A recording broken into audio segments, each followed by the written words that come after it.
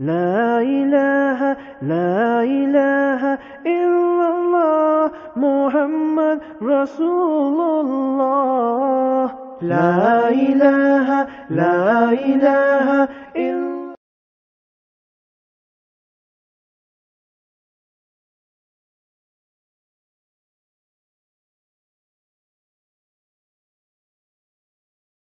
السلام عليكم ورحمة الله وبركاته.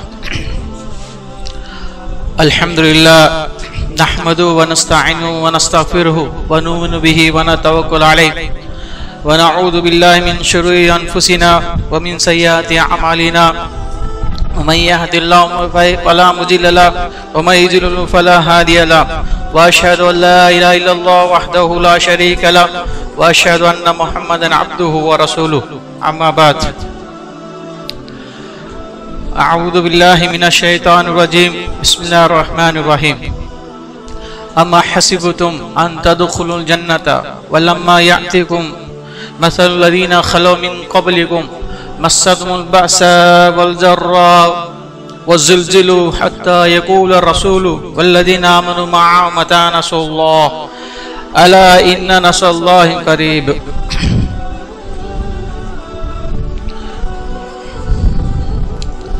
அன்பார்ந்த சகோதரர்களே,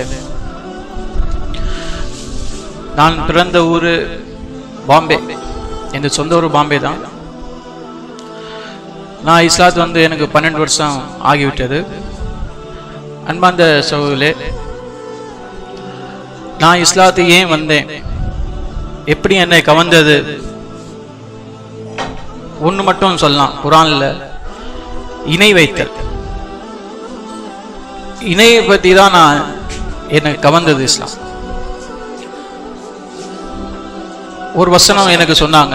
அன்பான சகோதரர்களே, நான் முன்னாடி ரொம்ப தீவிரமாக தான் இருந்தேன். ஏன்னா பாம்பேயில் முஸ்லீம்கள் இருக்காங்க, அதர் ரிலிஜனும் இருக்காங்க. ஆனால் முஸ்லீம்கள் எல்லாமே மாற்றமா அல்லாஹ் சொன்னா மது அருந்தாதுங்க, விபச்சாரம் செய்யாதுங்க, திருடாதுங்க, பொய் சொல்லாதுங்க.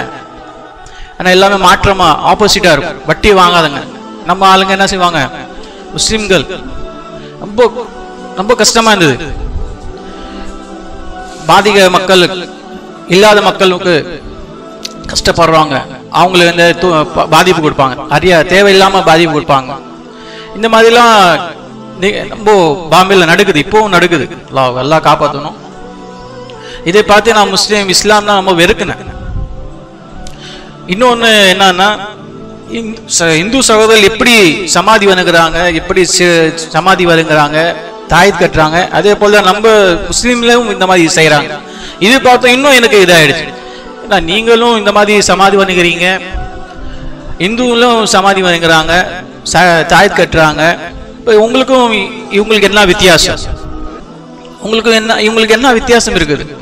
இப்போ சரி, இது எம்மதம் சம்மதம் அந்த முடிவுக்கு வந்தேன் நான். அப்புறம் தான் அல்லா தஆலா அல்ஹம்துலில்லாஹ் ஸ்கூல் கிளாஸ்மேட் ஃப்ரெண்ட் முஸ்லீம் சகோதரர்கள் அல்ஹம்துலில்லாஹ் ஏகத்வாதி அல்லாஹ் ஒருவனே வணங்கணும், நபி ஸல்லல்லாஹு அலைஹி வஸல்லம் வாழ்க்கை அல்ஹம்துலில்லாஹ் முழுக்க பின்பற்றினாங்க. 2 வழியை பின்பற்றாங்க. சகோதரர் இருந்தாங்க, மாஷா எடுத்து வச்சாங்க, சொன்னாங்க. இந்த இணையை பற்றி தான் எனக்கு கொஞ்சம் அல்ஹம்துலில்லாஹ் ரொம்ப டீப்பாக சொன்னாங்க. இந்த வசனம் தான் எனக்கு தாக்கிச்சு. இன்னமா யுஷ்ரிக் பில்லாஹி ஃபக்கத் அர்ரமல்லாஹு அலைஹி வ ஜன்னத வ மா மஹுன் நார் வ மா லிஸாலிமீன மின் அன்சார். நிச்சயமா எவர் அல்லாஹ்வுக்கு இணை வைக்கிறாரோ அவர் தங்கு இடம், அவருக்கு அல்லாஹ் தஆலா சொர்க்கத்தை ஹராமாக்கி விட்டான், தடை செய்து விட்டான். அவருடைய தங்கு இடம் நரகமாகும். இந்த மாதிரி அநியாயக்காரர்களுக்கு அல்லாஹ் தஆலா நாளைக்கு மர்ம நாள்ல பாதுகாவலர் யாரும் கிடையாது. இந்த வசனம் தான் இணை வைத்தல்.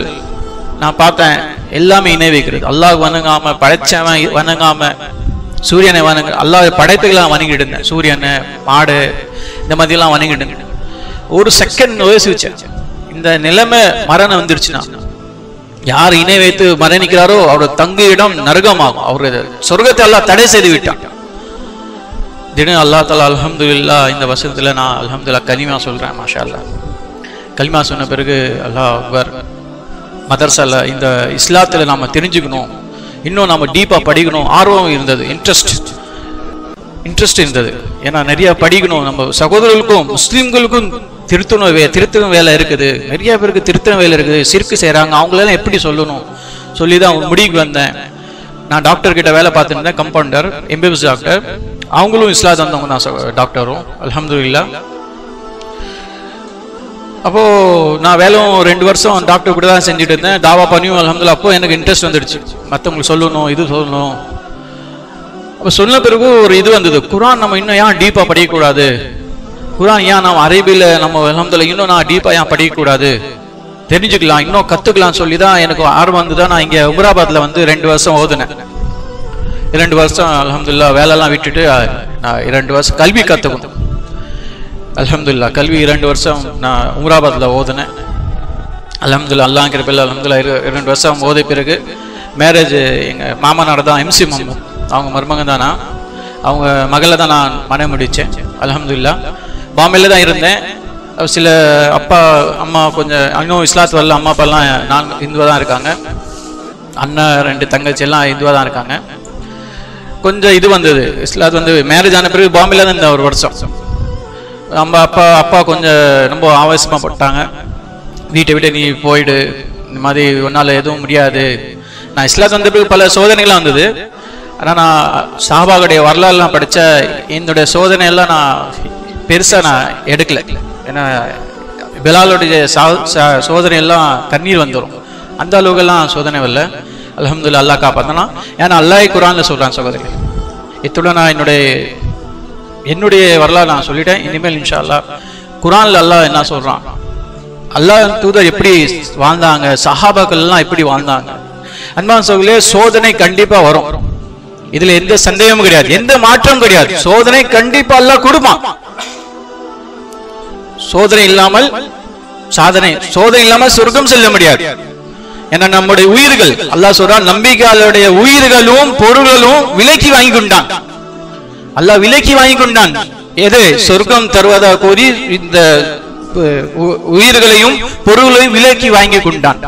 நிச்சயமா நாம் சோதிப்போம், உங்கள் பொருள்களையும் உங்கள் உயிர்களையும்.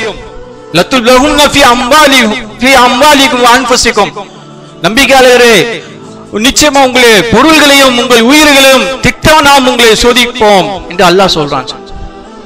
சஹாபாக்கள் எல்லாம் முழுக்க அர்ப்பணித்தார்கள், மறுமைக்காக வாழ்ந்தாங்க சகோதரர், மறுமைக்காக. இந்த உலகம் அற்பம் என்பவன் நினைத்தார்கள். அல்லாஹ் சொல்றான், ஒமா ஆயாத்து துனியா இல்லா மத்தால் குரு. இந்த உலகம் மயக்கக்கூடிய அற்ப இன்பத்தை தவிர வேற யாரும் இல்லை, வேற எதுவும் இல்லை, அற்ப இன்பம். சஹாபாக்கள் எல்லாம் முழுக்க நபி ஸல்லல்லாஹு அலைஹி வஸல்லம் வந்து, அல்லாஹ்வின் தூதரே உஹது போரில் சஹாபா வந்து உஹது போரில், அல்லாஹ்வின் தூதரே நான் இந்த உஹது போரில் கொல்லப்பட்டால் எங்க இருப்பேன், அல்லாஹ்வின் தூதர் பதில் சொல்லுங்க. ரசூலுல்லாஹ் பதில் சொல்றாங்க, சொர்க்கத்தில் இருப்பீங்க.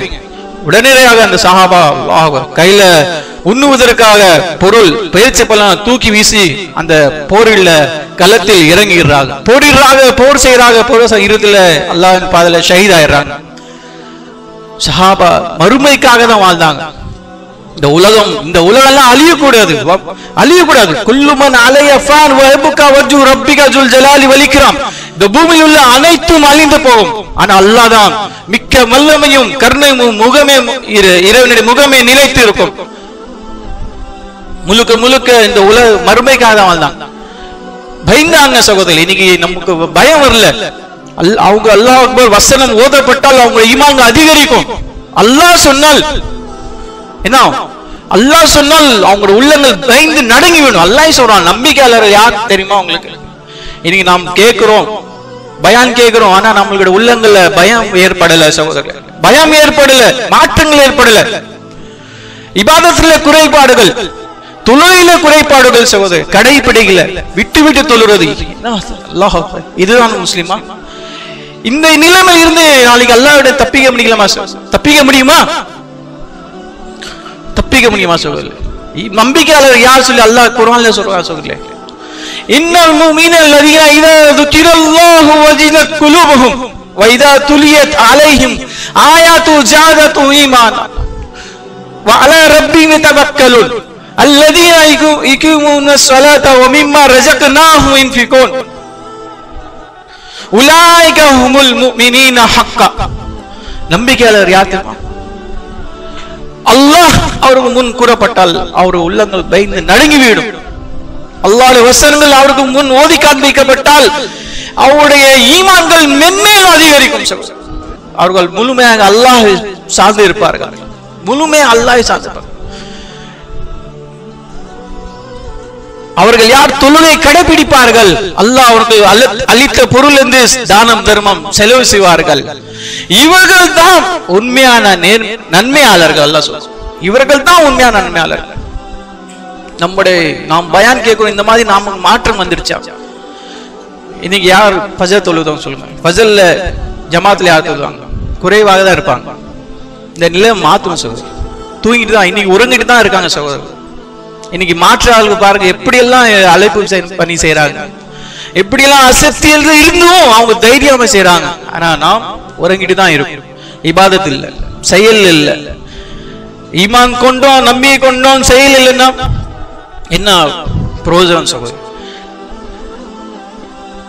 ஒரு முறை தான் அல்லாஹ் வாய்ப்பு தரான் சகோதரர். ஒரு முறை தான் உயிர் வாழ்க்கை, ஒரு முறை தான் வாய்ப்பு. இந்த வாய்ப்பை சரியாக பயன்பெறலனா நாளைக்கு மறுமனால கை சேதம் போடுவோம், கை சேதம் போடுவோம் சகோதரர். அந்நாளில் நரகம் கொண்டு போறோம். பாவிகளுக்கு நரகம் யௌமதி ஜஹன்னம் யௌமதி யதஜக்கரு இன்சான் வஅன்னா லஹு திக்ரா. பாவிகளுக்கு நரகம் கொண்டு போற முன் அந்த மனிதன் அவன் நினைப்பான், அங்க நினைப்பான், வருத்தப்படுவான். ஆஹா, இந்த மாதிரி நான் உலகத்துல இந்த மாதிரி தப்பு செய்து விட்டேன், இந்த மாதிரி நான் தொழுகை கோட்டை விட்டேன், இந்த மாதிரி நான் இப்படி எல்லாம் மோசடி செஞ்சிட்டேன், திருடினேன், ஏமாத்தினேன், ஒரு சகோதரருடைய பொருள் அதிகரித்தேன், ஒரு சகோதரருடைய பொருளை திருடினேன், இந்த மாதிரி அங்க வருத்தப்படுவான். அவங்க வருத்தப்பட்டால் அவருக்கு என்ன பலன்? என்ன பலன்? எதுவுமே கிடையாது. அல்லாஹ் சொல்றான் நாளைக்கு நீங்க மறுமைக்காக எல்லாம் தயார் செய்து வைத்திருக்கீங்க. அல்லாஹ் குர்ஆன்ல சொல்றான், என்ன தயார் இருக்கு சொல்லுங்க? என்ன சேமித்து வச்சிருக்கீங்க? என்ன சேமித்து? நன்மைகள் தான் சொல்லுது. நம்ம நன்மைகள். யா அய்யுஹல் தக்குல்லாஹ் வல் தன்ஜுர் நஃப்ஸு மா கத்தமத் லிகத். நம்பிக்கையாளர்களே, நீங்க அல்லாஹ்வுக்கு அஞ்சிக் கொள்ளுங்கள். ஒவ்வொரு மனிதனும் மறுமை நாளுக்காக நாளைக்கு என்ன தயார் செய்து வைத்திருக்கீர்கள் என்பதை நீங்க பார்த்துக் கொள்ளுங்கள். நாம் என்ன செய்து சேமித்து வைத்திருக்கோம் சொல்லுங்க? நன்மைதான் செய்கிறது. ஒரு மனிதன் இறந்த பிறகு 3 செயல்கள் தொடர்ந்து போய் செய்கிறது. 3 தொடர்ந்து போய் செயல்கிறது, தொடர்ந்து போகிறது.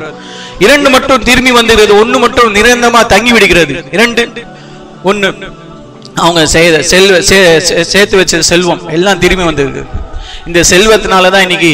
இன்னொன்னு மக்கள். இந்த 2 நாளதான் அல்லாஹ்வுடைய நினைவுல அல்லாஹ் நினைவுல பாரமாகி விடுறான். எத்தனை இந்த 2 இதுலதான் இன்னைக்கு தொழுகை அல்லாஹ்வுடைய இபாதத்துல கோட்டை விடுறான். ஆனா 2மே திரும்பி வந்துடுச்சு. கூட என்ன தங்கிச்சு? கடைசிவர நிலையான தர்மம் தான், நிலையான நன்மை தான் அவங்க கூட வந்துச்சு. அதான் காப்பாத்தும். நம்முடைய நன்மைகள் எடை போடும். கனமா இருந்தாதான் நிம்மதியா வாழலாம். அல்லாஹ் சொல்றான், அல் காரியா மல் காரியா யௌமதி அல் காரியத்து மல் காரியா வமா அத்ராக மல் காரியா يوم يكون الناس كالفراش المبثوث وتكون الجبال كالعهن المنفوش فأما من ثقلت موازينه فهو في عيشة راضية وأما من خفت موازينه فهم هاوية وما أدراك ما هي نار حامية. அல்லாஹ் இந்த காட்சியில சொல்றான், திடுக்கிடு செய்கள், திடுக்கிடு செய்கள் நிகழ்ச்சி. திடுக்கிடு செய்கழ்ச்சி என்றால் என்ன? திடுக்கிடு செய்கழ்ச்சி என்பது உங்க எது அறிவித்தது? அந்நாளில் மறுமை பத்தி அல்லாஹ் சொல்றான். அந்நாளில் மனிதர்கள் சிதறி கிடக்கும் ஈசல் போல் ஆகிவிடுவார்கள். ஈசல் போல் ஆகிவிடுவார்கள். மலைகள் பஞ்சை போன்று பறந்து போயிடும். பஞ்சை போல ஆகிவிடும். மலைகள் இவ்வளவு பிரமாண்ட மலைகள் பார்க்கிறோம். நாளை மறுமலால பஞ்சை போன்று ஆகிடும், பறந்து ஆகிடும். அல்லாஹ் தொடர்ச்ச சொல்றான், எவருடைய நன்மைகள் அதிகமா இல்லாதோ, யாரோட நன்மைகள் தராசில் கனமாக உள்ளதோ அவருடைய தங்கியிடம் அவர் திருப்தியான சொர்க்கத்தில் திருப்தியான நிம்மதியான வாழ்க்கையில் இருப்பாங்க. யாருடைய நன்மை குறைவா உள்ளதோ அவர் தங்கிய இடம் ஆவியா ஆகும். அந்த ஆவியா என்றால் நபியை நீங்க அறிவீரா? அது மிக கடுமையான நெருப்பு ஆகும். இப்ப நம்முடைய நன்மைகள் தான் தராசு இடையில அல்லாஹ் போடுவான். நம்மளோட நன்மைகள் குறைவா இருந்தா நாளைக்கு மர்ம நாள்ல நரகத்தை தான் அல்லாஹ் அனுப்புவான். அந்த ஆவியா மிக கடுமையான நரகம் இருப்பான். அன்பான சகோதரர்களே, சஹாபாக்கள் எல்லாம் இந்த வசனத்துல பாருங்க, அல்லாஹ் சொல்றான், உங்களுக்கு முன் சென்றவர்களுக்கு ஏற்பட்டது போல் சோதனைகள் உங்களுக்கு வராமல் நீங்கள் சொர்க்கத்தில் நுழைந்து விடலாம் என்று எண்ணுகிறீர்களா? அவர்களுக்கு வறுமையும் துன்பமும் ஏற்பட்டன. தூதர்மார்கள் அவங்க கூட நபிமார்கள் எல்லாம் வறுமை ஏற்பட்டன, துன்பங்கள் ஏற்பட்டன. எந்த அளவுக்குனா தூதர்கள் நம்பிக்கை அல்லாஹ்வுடைய எப்போது வரும் என்று கூற அளவுக்கு அவர்கள் ஆட்டி வைக்கப்பட்டார்கள். அந்த அளவுக்கு அல்லாஹ் தஆலா சோதிச்சான் சகோதரர். ஆனாலும் மறுமைக்காக வாழ்ந்தார்கள். சுமேரஜான பெண்மணி, யாசின் குடும்பத்தாருடைய சம்பவம் எல்லாம் தெரியும். முதல் பெண்மணி அல்லாஹ்வின் பாதையில உயிர் இழந்தார்கள். கவலைப்படல். அபூஜல் தலைமையில சித்திரவதை பண்றான் குடும்ப யாசிர் ரஜானா அவர்களும் சுமேர் ரஜானா அம்மா ரஜான். இந்த காட்சி ரசவாசம் பாக்குறாங்க. என்ன சொன்னாங்க ரசவாசம்? அவங்களுக்கு என்ன சொன்னாங்க? யாசின் குடும்பத்தாரே, பொறுமை கடைபிடிங்கள். உங்களுக்கு தீர்மானிக்கப்பட இடம் சொர்க்கம் தான், உங்களுக்கு தங்கு இடம் சொர்க்கம் தான். ஆறுதல் வழங்குறாங்க. இந்த தொடர்ச்சியா துன்பத்துல கொடுமையால இவங்க சைதாகி விடுறாங்க. யாசிர் ரஜானா யாசிர் சுபேர் ரஜானா பெண்மணியை தொடர்ச்சியா சித்திரவதை செய்யறான் அபூஜல் மன் சொல்றா, நீங்க இந்த மார்க்கத்தை விட்டு விடுங்க, நாங்க உங்களை விட்டு விடுறோம். பாருங்க சகோதரர்களே, இந்த மார்க்கத்தை விட்டா உங்களை நான் விட்டுக்கிறோம். ஆனா அல்லாஹ் இந்த சிலைகளை நீங்க புகழ்ந்து பாடுங்க, இப்படி எல்லாம் சித்திரவதை செஞ்சான் சுமேர் ரஜானா பெண்மணியை. ஆனா சுமேர் ரஜானா ஒரே உறுதியா இருந்தாங்க, அல்லாஹ் அக்பர், என் உயிர் போனாலும் சரி நான் இறை மறுப்பு வாசகத்தை சொல்ல விரும்ப மாட்டேன். இறுதியாக அபூஜல் ஈட்டியால் குத்தி விடுகிறான். முதல் பெண்மணி ஷஹீத் ஆகிவிடுறாங்க. இந்த மாதிரி பல சம்பவங்கள் நம்ம அடிக்கடி அப்படியே பட்டியல் போட்டு நாம சொல்றோம். சஹாபாக்கள்லாம் வாழ்ந்தார்கள், மறுமைக்காக வாழ்ந்தாங்க. ஒரு பெண்மணி வலிப்பு நோயால் வந்து அல்லாஹ் உடைகிறாங்க. அல்லாஹ் தூதரே, எனக்கு வலிப்பு நோய் ஏற்படுது, அதனால் என்னோட ஆடைகள் திறக்கப்படுகிறது, எனக்காக நீங்க துவா செய்யுங்கள் அல்லாஹ்விடம். அதுக்கு அல்லாஹ் சொன்னாங்க, நீங்க பொறுமையா இருந்தால் உங்களுக்கு இதற்கு பகரமாக உங்களுக்கு சொர்க்கம் உண்டு. நீங்கள் விரும்பினால் நீங்க பொறுமையா இருந்தால் உங்களுக்கு இது பகரமாக சொர்க்கம் இருக்குது. நீங்கள் நாடினால் நான் உங்களுக்கு நல்ல துவா செய்றேன், அல்லாஹ்விடம் துவா செய்றேன். அந்த பெண்மணி என்ன சொன்னாங்க பாருங்க சகோதரர்களே, நினைத்தால் நீங்க இல்ல எனக்கு இதுக்காக துவா செய்யுங்க போதும். அல்லாஹ் அந்த பெண்மணி சொன்னாங்க, நான் பொறுமையா இருக்கிறேன், சொர்க்கம் வேணும். நோய் பாதிக்கப்பட்டாங்க, அப்போ என்ன சொன்னாங்க, நான் பொறுமையா இருக்கிறேன், ஆனா ஒரு மட்டும் துவா செய்யுங்க அல்லாஹ் தூதரே, என்ன எனக்கு வலிப்பு நோய் ஏற்படும் போது ஆடைகள் திறந்து படுகிறது, அதை திறந்து படாமல் நீங்க எனக்காக துவா செய்யுங்க அல்லாஹ் தூதர். அதுக்காக தான் துவா செஞ்சாங்க. அப்ப பாருங்க சகோதரர்களே, வலிப்பு நோய் பாதிக்கப்பட்டாலும் மறுபை தான், சொர்க்கம் வேணும். ரசூல் சொல்றாங்க சொர்க்கம். இன்னும் பல சம்பவம் இருக்குது. குபைர் ரஜனுடைய சம்பவம் நம்ம அனைவருக்கும் ஒரு படிப்பின் இருக்குது. மரண தூக்கு போடுற கண்டிஷன்ல இருக்காங்க, குறைசிமார்கள் தாக்குறாங்க. கடைசியில கேட்கிறாங்க, உங்களுக்கு ஆசை என்ன, கடைசி ஆசை என்ன சொல்லுங்க, நாங்க நிறைவேற்றுறேன். குபேர் ரஜன் அந்த நிலைமையும் பாருங்க, என்ன சொன்னாங்க, 2 ரக்காத் தொழுணும், 2 ரக்காத் தொழுறாங்க பாருங்க. கண்டிஷன் நிலைமை, மரணம் நிலைமை. அந்த நேரத்திலும் தொழுணும், 2 ரக்காத் தொழுன்னு சொன்னாங்க. தொழுகை அதுக்கு அனுமதி கொடுக்குறாங்க. நீண்டமா தொழுணும் ஆசை இருந்தது, ஆனா எல்லாம் என்ன சொல்லுவாங்க, உயிருக்கு பயந்துக்கா நீண்டமா தொழுறீங்கன்னு சொல்லி தான் சுருக்கமா தொழுதுறாங்க. தொழுது திருப்பி என்ன செய்யறாங்க, மரத்தால் கை கட்டி எல்லா உறுப்புகள் எல்லாம் கயிற்றால் கட்டி விடுறாங்க. அம்பால் பாயிறாங்க, அம்பால் எறிகிறாங்க. அப்போ ஒரு குறைசி தலைவன் பெரிய பிரிச்சான் வந்து கிட்ட வந்து, குபைபே நீங்க சொல்லுங்க, ஒரு வார்த்தை சொல்லுங்க, இந்த இடத்துல நபி இருக்கணும், அப்படி சொன்னால் போதும், நாங்களை விட்டு விடுகிறோம், உங்கள் மனைவி மக்கள் கிட்ட நாங்கள் உங்களை விட்டு விடுகிறோம், இப்படி இந்த வார்த்தை சொன்னா போதும்.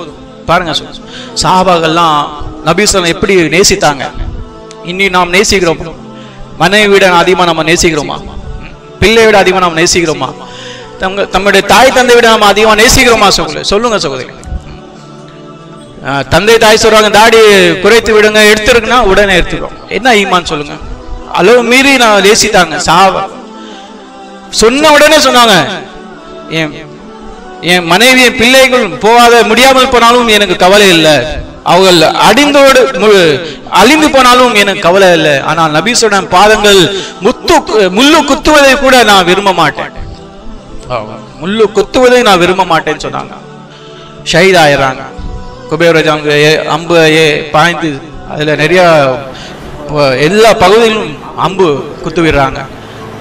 குபைர் ரஜான் ஷஹீத் ஆயிடுறாங்க. சகோதரி அன்பான சகோதரே, இந்த மார்க்கத்துல அல்லாஹ் தான் யார்களுக்கு நேர்வழி கொடுப்பான். நபி கையிலும் இல்லை. ஏன்னா நபி சிறிய தந்தைக்கும் நேர்வழி கொடுக்க முடியல. ரொம்ப வருத்தப்பட்டாங்க. ஆனா அல்லாஹ் வசனத்துல இருக்கிறான், இன்னகலா தஹதி மன் அஹபத்தா மன் வலக்கின்னல்லாஹ் யஹதி மன் யஷா. நபியே, நீ நேசிப்பவர்களை நேர்வழி செலுத்த முடியாது, அல்லாஹ் தான் நாடுகளை நேர்வழி கொடுப்பான். ஃபிரௌனுடைய சம்பவம் எல்லாம், ஃபிரௌன் காலத்துல சூனியக்காரங்க அவங்க மூசா அலைஹிஸ்ஸலாம் கிட்ட போட்டி போடுறாங்க. மூசா அலைஹிஸ்ஸலாம் வெட்டி போடுறாங்க. அந்த சம்பவம் எல்லாம் தெரியும். சுருக்கமாக சொல்ல போறேன், என் டைம் கிட்ட ஆயிடுச்சு. அப்போ சூனியக்காரங்க பாருங்க, அல்லாஹ் நாடுறான் பாருங்க. சூனியக்காரங்க காலையில் வராங்க, அந்த மாலையில இஸ்லாத்து வந்துடுறாங்க. இந்த காட்சியெல்லாம் பார்த்து இஸ்லாத்து வந்துடுறாங்க. இப்போ அதுக்கு ஃபிரௌன் ரொம்ப எதிர்ப்பு, ரொம்ப கோபமாயிடும். நான் அனுமதி அளிக்கும் முன்னாடி நீங்க இஸ்லாத்து நம்பிக்கை கொண்டு விட்டுருக்கலாம் சொல்லி நான் உங்களை மாறு கைகளும் மாறு கால்களும் துண்டித்து விடுவேன், உங்களை இருவரையும் சிலுவையில் அறைந்து கொண்டு விடுவேன். சூனியக்கார் அல்லாஹ் நாடினா பாருங்க. ஃபிரௌனுடைய மனைவி ஆசியா அல்லாஹ் நேர்வழி கொடுத்துட்டான். நம்ம எல்லாம் முஸ்லீமா இருக்கும். அல்லாஹ்வுடைய பெரிய மிகப்பெரிய அருட்கொடை சகோதரி. இந்த பாக்கியம் எத்தனை நபிமார்களை வீட்டுல கிடைக்கல. உதாரணம், இப்ராஹிமுடைய தந்தைக்கு இந்த மார்க்கம் கிடைக்கல, நூ நபியுடைய மனைவிக்கு இந்த மார்க்கம் கிடைக்கல, நூ நபியுடைய மகனுக்கு இந்த மார்க்கம் கிடைக்கல, லூத் நபியுடைய மனைவிக்கு இந்த மார்க்கம் கிடைக்கல. சூனியருக்கு அல்லாஹ் நேர்வழி கொடுத்தான். முகமது சிறிய தந்தைக்கு இந்த மார்க்கம் கிடைக்கல. இந்த மார்க்கம் நம்மளுக்கு அல்லாஹ் கொடுத்துருக்கான். இப்போ அல்லாஹ்வுக்கு அதிகமாக நன்றி செலுத்தணும். இது நம்ம குடும்பத்தாருக்கு மார்க்கம் கிடைக்கலன்னா அவங்களுக்காக நம்ம துவா கேட்கணும். துவால அல்லாஹ் மாற்றுவான். எங்க தந்தை தாய்க்கு அல்லாஹ் நீ நேர்வழி கொடு, நான் சிறு குழந்தையா இருந்து அவங்க என்னை வளர்த்தது போல் நீ அவங்க இருவர் மீதும் கருணை செய் அல்லாஹ், அவங்களை நீ நேர்வழி கொடு சொல்லி துவா அல்லாஹ் சொல்லி கொடுக்குறான். இந்த மாதிரி நாம் தொழுவும் போது முடித்த பிறகு தெரிந்த மொழியில நான் துவா கேட்க வேண்டும் சொல்றேன். அழுந்து அல்லாஹ் கண்டிப்பா நிச்சயமா இன்ஷா அல்லாஹ் நான் மாத்துவான்னு சொல்லி அந்த நம்பிக்கை வைத்து நாம் துவா கேட்கணும். சூனியக்காரன் பாரு, இந்த மாதிரி சொன்ன உடனே சூனியக்காரன் என்ன பயந்தாங்களா? நினைத்தால் அல்லாஹ் என்னை விட்டுருங்க நான் திரும்பி இந்த மதத்துல இருந்துடுறேன் அப்படி சொன்னாங்களா? உயிர் இழந்தாங்க. இஸ்லாத் வந்தா உயிர் இழக்க தயாரா இருந்தாங்க சகோதரி. சூனியக்காரன் என்ன சொன்னாங்க?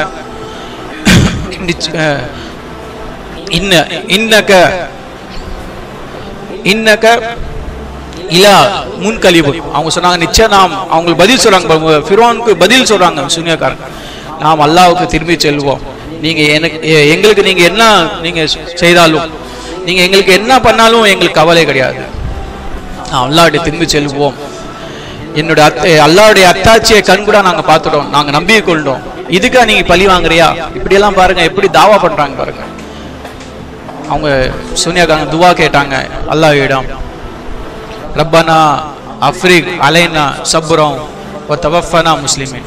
அல்லாஹ்வே எனக்கு பொறுமையாக அருள்வாயாக, எங்களுக்கு பொறுமையை அருள்வாயாக, மேலும் மரணிக்கும் போது முஸ்லீமா நான் மரணிக்கும் சொல்லி துவா கேட்டு தான் அல்ஹம்துலில்லாஹ் அவங்க ஷஹீத் ஆயிடுறாங்க. இப்போ இந்த மாதிரி நிகழ்வு, இந்த மாதிரி சஹாபாக்கள் எல்லாம் அல்லாஹ்வின் பாதையில உயிர் இழந்தார்கள், எல்லாம் இழந்தார்கள். ஆனால் மார்க்கத்தில் விடலை, உறுதியா இருந்தாங்க. முன்னாடி வாழ்ந்த மக்களுக்கெல்லாம் இஸ்லாத்தை ஏற்ற நாள்ல அவங்களை என்ன செய்வாங்க? பழி வாங்குவாங்க. வேற எந்த அவங்க பாவம் செய்யல, இஸ்லாம் ஏற்ற நாள்ல தான் அவங்களை கொலை செஞ்சாங்க, கொண்டுனாங்க. இந்த மாதிரி சம்பவம் எல்லாம் பார்க்குறோம், கண்காப்போம். ஆகவே சகோதரர்களே, நாம் இஸ்லாத்தை நாம் முழுமையா பின்பற்றணும், முழுமையா நாம் நுழைந்து விடணும். அல்லாஹ் தான் விரும்புகிறான், நீங்க முழுமையா நுழைந்து விடுங்கள்.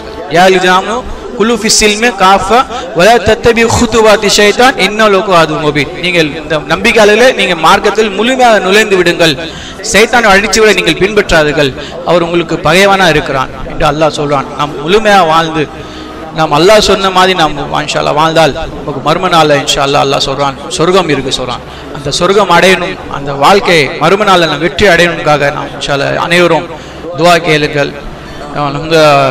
இத்துடன் நான் என்னுடைய உரையை நான் முடிவு செய்கிறேன். வாக்குதான் அல்ஹம்துலில்லாஹி ரப்பில் ஆலமீன். அஸ்ஸலாமு அலைக்கும் வரஹ்மத்துல்லாஹி வபரகாத்துஹு. حينما رددت يا رب العباد وانتشت روحي وصار الدمع يجري يا إلهي خذ بقلبي للرشاد.